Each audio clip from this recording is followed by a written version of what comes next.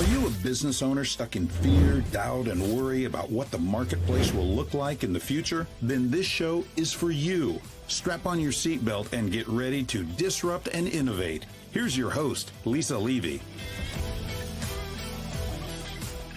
Today, we're tackling a problem that affects leaders, teams, and organizations everywhere: burnout. But what if burnout isn't actually the root problem? What if the real issue is emotional overload, the constant pressure, reactivity, and decision fatigue that quietly shape how we communicate, lead, and work every day? Today, we're going to learn how emotional intelligence can help you spot those patterns earlier, make better decisions, and build healthier ways of working before burnout takes over. Joining me today is Dr. Lorea Martinez, founder of Heart and Mind, and creator of a framework that helps people understand emotions before emotions start driving them. Lorea, welcome to the conversation. Thank you for having me, Lisa. I am thrilled to have you here, and this conversation is an important one because everybody has this experience, whether they realize it or not. We're on a life journey that is, because we're human, an emotional journey. So let's start with a couple of simple questions to just set some context. Why this topic? Why is this your passion and what you do for a living? Well, so I have been in the education field for almost 20 years. And most recently, I went through a period of burnout myself. And at the time, I was actually teaching leaders how to develop emotional intelligence. So even for someone who understands what you need to regulate emotions, to reconnect with your purpose, I burned out. And one of the things that happened for me was that because I was doing the work that I loved, this was my life's passion, I thought I couldn't burn out. Well, that was not the case.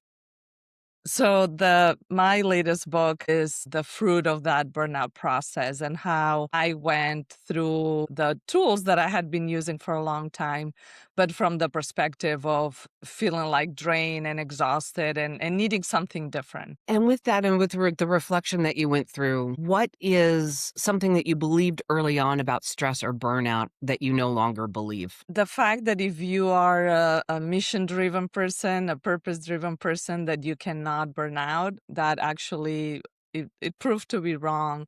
And now I know that it can happen to many professionals that are passionate, that are motivated to do their work. It can happen. And burnout doesn't happen. It's not like a one-day event. It happens over many months when you are compromising your well-being in different ways, and then hopefully gets to a point where you realize that something is off for you and you can do something about it.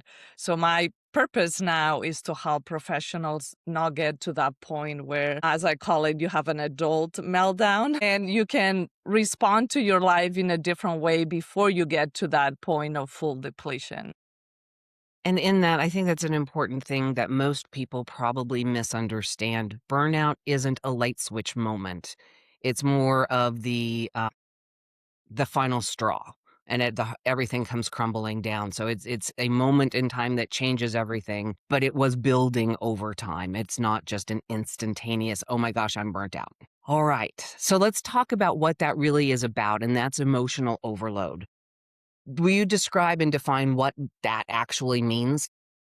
Yeah, so that means that your nervous system cannot regulate what happens in your life. And that means that you are not able to go down to a calm state on a regular basis.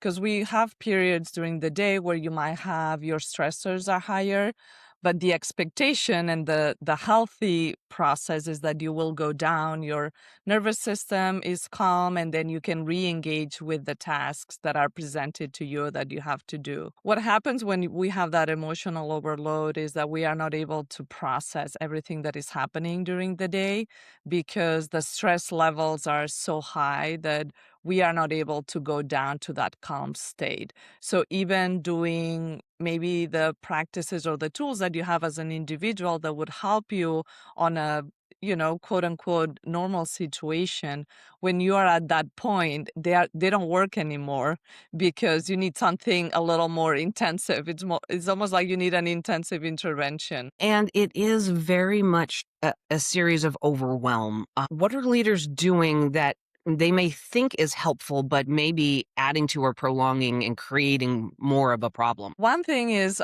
and this is maybe, against popular belief, that there are all these self-care tips out there that tell you, "Oh, go to the spa, go get a massage, or do something, that feels fun and rejuvenating." And that's all good if you take that time, it's a break, you are doing something that feels good to you, but that will not change the reasons why you got burnout in the first place. So we are going from a surface level to really looking at what are the conditions in your work environment, how you respond to daily stressors that are really impacting your ability to do your work well and to feel well about it. And that's a big difference in what I see leaders do, that they will go on vacation and they come back and they are super excited because they are rested and they think, "I'm going to be just fine." And then what happens is 2 weeks later, we have a conversation and they are like worse than before they went on break. And that indicates that that vacation really reduced that gap, right? But it didn't tackle the issue at the root. And I will, be as transparent as you were. At one point in my career, probably about 20 years ago now, I burnt out to the point that I stepped away, right? To all of the things that I had to do from a growing career that I loved, and stopped everything to try and figure out what was going on. And that is a point that no one should ever have to reach, right? That is the worst case of all worst cases. And those of us who lead, right, we solve problems. And so we tend to want to solve our own problems, and we're going to organize our time better. We're going to manage the chaos. There's all sorts of tips and tricks and things, that coping mechanisms that we've fine-tuned over time, that again are working above the problem. And whatever it is that's underneath it, that's creating that emotional overwhelm, is still very much there until we start to learn to take it apart. So let's dig into, well, before I do that, what's an uncomfortable truth that leaders don't want to hear when you start having these conversations and you're seeing signs and they're not ready to see them yet? I would say that the change is slow. So we live in a time where we want solutions that are fast, that are gonna eliminate our struggle, that our feelings of overwhelm are gonna go away tomorrow. And it doesn't happen that way because it requires some unlearning in terms of what are some of our patterns, what are those conditions in our environment, and how we are creating habits in our life that are contributing to getting that point of burnout. So if we are looking for a quick solution, that's why the recommendation of going to the spa, well, that's a quick solution, but it doesn't solve the problem. And if we are leaders, trying to be leaders in the long term, the solutions are a little bit deeper. And that's something that is hard to hear because we want immediate release. And there are certain things that we can do like tomorrow to feel better. But the real transformational change happens over time as we are becoming more and more aware of what are the places that are challenging. And then we put things into place in order to address those challenges so they don't happen in the future. But teams are made up of groups of individuals who are each in some way on a journey of their own. How does the overload show up inside of teams? So emotions are contagious, and that's good and bad. If you have a team that is high performing, people are energetic, they are innovative, they are having a good time, that's contagious. But if you have a team that is struggling, where maybe there's a lack of trust, or everybody is like, running around, stressed out, that's going to be part of your team culture. And that's why the work that I do is not only with individuals, but also with organizations at the system level, is how you are creating the conditions for teams to be successful. And emotional overwhelm sometimes happens because we don't talk openly about what's really happening in the room. And we kind of like go to the business part of things without acknowledging the amount of stress, the amount of challenges that we are facing. Like we don't name the hard things. And then people have to suppress those feelings because there's no space, there's no real conversation. And that adds up to the emotional overwhelm. So, in a team environment, there's a probability that somebody is having a relationship challenge with their spouse, their significant other, something like that. There are people in that room who are raising children, and children are not easy no matter what their age is. There's something going on in that space. Somebody else in that room may be caring for their elderly parents, and they may be having some health issues. And somebody else may just be dissatisfied with everything that's going on around them and begrudgingly showing up to work every day because, well, they have to. That's a lot of emotion. And let's be fair, there's also that person who's like engaged, getting ready to be married, and the world is, the universe is rainbows and unicorns. And you have all of this going on, and that creates an undercurrent of emotion every single day. It's one of those situations where you walk in the room and you can feel the tension, right? Like everybody's on edge. You don't need to say a word and you can experience it in your body that things are not going well. So there was no effort from, or at least awareness, I would say, from the leader's perspective that a little more time needed to be spent building the relationships within the leadership team and creating space to talk about the difficult things they were tackling as a cohesive group of people. So the work that I did with them was really to first build a little bit more emotional awareness. And that means that people had more vocabulary to talk about their feelings in a professional way. What I'm saying is that there are healthy ways in which we can express our emotions and how we are perceiving the work that we do as a team that will help people understand our perspective. And then for the leader to know, okay, if people are feeling that this is stressful or challenging, maybe there are certain things that I need to do. When you don't have that open conversation, it's harder for a leader to lead the team, but also for people to contribute in a productive way. So emotional awareness was something that we work as a team together, and also kind of reviewing those regulation skills, because if we want this work to be productive, you don't want people venting, right, for 15 minutes in a meeting and just going on and on and on. So something that we did was to really work on, okay, how we notice our emotions and how we can process them in the moment. So when you are interacting with others, you don't have to kind of dump your emotional experience on them, but you have learned what you need to know about your own and your feelings, and then be able to communicate them in a productive way. And that's a very different process, because that means that even if people were expressing anger or frustration, they were able to do that from a place of calm and feeling grounded in their experience. And that was very helpful. And I think the work, in addition, it was not only work done with the team, but also with the leader. And she reached out to me like months after our work was done. And she said that in one of the meetings, she had openly said, I don't know.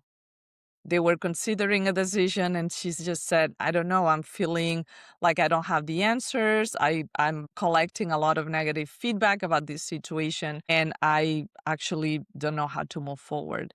Well, what she realized is that people came after that meeting to her and said, hey, thank you so much for acknowledging that you didn't have the answer. That opened the door for us to brainstorm together as a team, instead of having her move forward and make the decision for everybody. And actually that moment that could be seen as vulnerability was a game changer in the dynamics in for her and her leadership team, because she was open. She was actually open with others about not knowing how to move forward.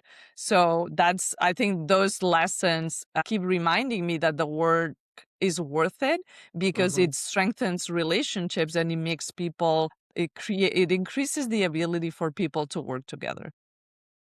There is tremendous power for a leader in the phrase, I don't know. There's a misconception, and I don't even know that I understand the root of it, that says as leaders, we think we're supposed to know everything. It's bogus. And acknowledging, and to your comment, for her, that was an act of vulnerability. It shouldn't have to be. We are not omniscient, and it is impossible for everybody to know everything. And I don't know is one of the best leadership phrases I have ever heard in my career. In the framework, you talk about something called the chill pause. Can we explore that? Yes. So the chill pause is a pause when you are experiencing heightened emotions. So with our emotional experience, the emotions have different, let's say, temperature levels. And sometimes temperature is high and we are, life is fun that way. We are in many situations where we are challenged and our emotions are speaking very loudly. So the chill pause, what it does is it doesn't let the amygdala like hijack you. And what it does is tries to engage the prefrontal cortex. So you can kind of bring your rational brain into the conversation so you don't feel out of control with your emotions. So when you are, for example, in a meeting that is not going well and you are feeling very frustrated, angered to the point where you are feeling a little bit out of control, when you take the chill pause, you take a moment to either count to 10 in a different language. You maybe try to remember what you ate for dinner last night, something that is, or you take a few deep breaths, right? So what you are doing is taking a moment to ground yourself and to lower the temperature of your emotions in the situation. And if you do this regularly, that means that you are regulating. You can go up, and it doesn't mean that you're not going to get frustrated or upset or hurt about something that happened, but you can actually lower the temperature. So if you are in a social situation where you have to do something, or you are in a conversation, that you are not putting that onto others, that you can act from a place of calm. And in a room, in that meeting where there's multiple people around the table, if you're in a heightened sense of emotional status, the odds are so is everybody else in some way, shape, or form. There's something happening. That chill pause brings the temperature down for everybody, right? Yes. That pause allows everybody that moment to take a deep breath, to reset, to refocus. And so it's a skill as a leader. If it's practiced well, what does that look like in a team? Yeah, so even like what you mentioned, just saying, okay, let's take a 5 minute break, but naming why we're doing it is as important as taking the break. So just naming, it looks like people are feeling ABC, right? Name what those feelings you are perceiving. You are not putting anything in people's mouths, but you are acknowledging that the emotional weather in the room is pretty significant. And then you can lead people in like taking that break, and then people can choose, right? If they want to step out of the room, if they want to go take some water, maybe someone wants to do some writing about their ideas or what is it that they are bothering them. There are different ways in which you can take that pause. It doesn't need to be super disruptive to your meeting either. That's fantastic. Can you tell me about a time emotional overload caught you by surprise? Oh, it's so many times in my lifetime. I can tell you in my parenting life, that's the place where I've learned the most about the skills that I teach to leaders. I have to be a lot more intentional. And sometimes I tell my children, I'm going to mom needs to take a time in. We call it in my household. It's not a time out, but it's a time in. So I may walk away from the situation, take that pause, right? Take that break, and then come back to them and say, okay, this is what I'm feeling, this is what's happening, and maybe these are some ways in which we can move forward. Absolutely. What is your true goal? Your true goal can also be to have a productive team, to make sure people are feeling supported, right? If people answer honestly, you can get to the root of what they want. And then the following question is, how are your choices aligned to that? And that's where the work starts, because many leaders in my work realize that, oh, I'm not aligning my daily choices to my true goals. And then there's some work in terms of how they are orienting their attention. That's fantastic. Website, and I have a free self-assessment that people can take if they want to learn more and see how burnout they are. That's fantastic. Thank you for sharing. The link will be in the show notes to make it easier for everybody. In today's conversation, Lorea took us on a journey where we can now understand that burnout is often a result of emotional overload that went unrecognized for too long because we cope through it. And these emotions influence our communication, our decision, relationships, whether we acknowledge them or not. And there's power in taking a small pause between feeling and reacting so that we can dramatically improve outcomes. So, audience, my challenge to you for the next week: practice the chill pause. Once each day, before responding to a stressful email, conversation, or situation, ask yourself, what am I feeling right now? Name that emotion and chill before you take your next action. So you'll know it's working if you notice yourself responding more intentionally instead of reacting exclusively with your emotions. It was a fabulous conversation. Dr. Lorea Martinez, thank you for being here with us. And audience members, you know my rules. Don't get left behind. Join me next time. That's it for today's episode of Disrupt and Innovate.